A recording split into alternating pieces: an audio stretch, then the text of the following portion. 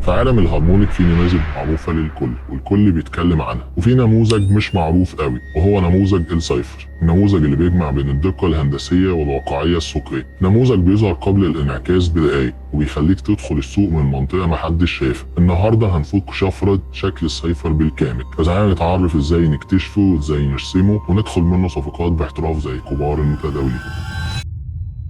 نموذج السايفر من النماذج الحديثة في مدرسة الهارمونيك، ويعتبر من أكتر النماذج دقة في التنبؤ بانعكاسات الاتجاه سواء في الصعود أو الهبوط. وفكرته ببساطة إن نموذج تصحيحي بيبدأ كأنه نموذج توافقي كلاسيكي عادي، لكن الموجة الثالثة فيها بتخدع الكل، وده السبب إن اسمه السايفر يعني شفر، لأن النموذج فعلا مش سهل تكتشف حركة. فتعالى نشوف بيتكون إزاي. والنموذج بيتكون زي أي شكل هارمونيك من 5 نقاط، هما الإكس A والإي بي والبي سي والسي دي، والنسب الدقيقة هي مفتاح النموذج. وعشان نعرف نفك شفرة النموذج دي لازم نجيب أول تصحيح وهو تصحيح البي. والبي عندي هنا عند مستويات تصحيح ال 38 أو ال 50، وما ينفعش تتجاوز بأي شكل وتوصل مستوى ال 61.8، ودي تعتبر أول غلطة ممكن يقع فيها متداولين كتير في الشكل ده. فهنا جبنا معانا مستوى البي عند مستويات ال 38، ولو لاحظنا هنا ان نقطة السي مش داخل الاكس اي اصلا، هي بتبقى خارجة عنه، ودي تعتبر اللغز اللي في الشكل. عشان نجيب نقطة السي هنجيب امتداد الاكس اي، فهنرسم الفيبوناتشي من الاي للاكس عشان نجيب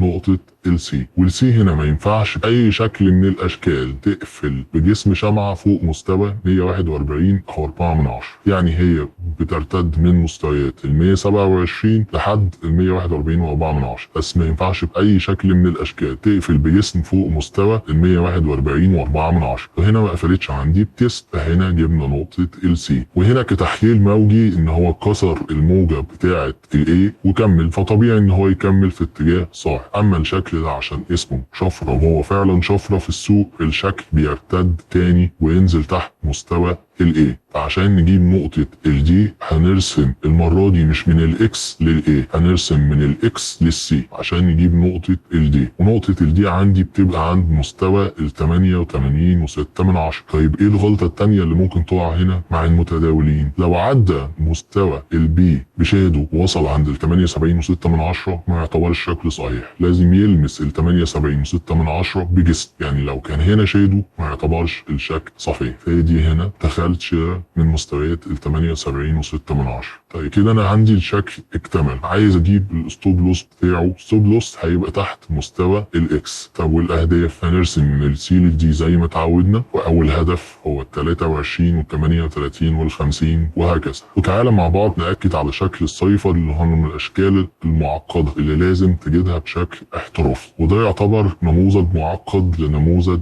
السايفر. وهو ان مش شرط ان الموجه تبقى عندك موجه صريحه، ممكن تبقى كومبلكس ويف. فتعالى نشوف هنكتشفها ازاي. اول حاجه هندور على تصحيح البي ويكون عند مستويات ال 38 لل 50، بشرط ان هو ما يتجاوز او يلمس مستوى ال 61. انا هنا عندي لمس مستويات ال 38، فهاخد ان دي موجة البي. وركز معايا في الموجات هرسمها ازاي.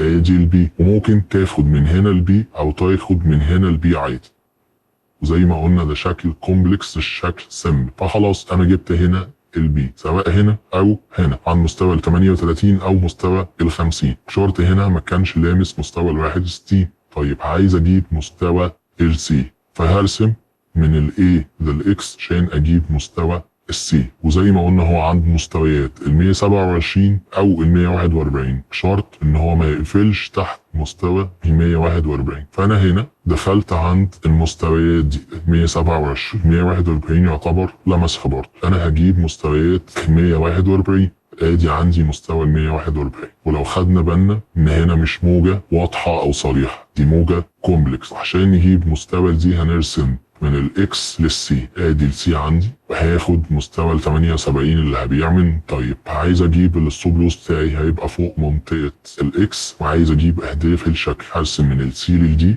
وعند مستوى ال 23 38 وال 50 لحد ان يخرجني السوق. وهنا الشكل جاب 3 اهداف. نموذج السايفر هو حرفيا الشفرة اللي بتكتشف نية السوق قبل قبل ما السوق نفسه يعرف رايح فين. لو اتقنته هتقدر تدخل في لحظة الخوف وتخرج وقت الطمع، وده سر كل متداول ناجح. ما تنساش تعمل لايك للفيديو وتشترك في القناة، وبكده نكون اتممنا دورة الهارمونيك. فتابع القناة عشان يوصلك التطبيق العملي لمدرسة الهارمونيك.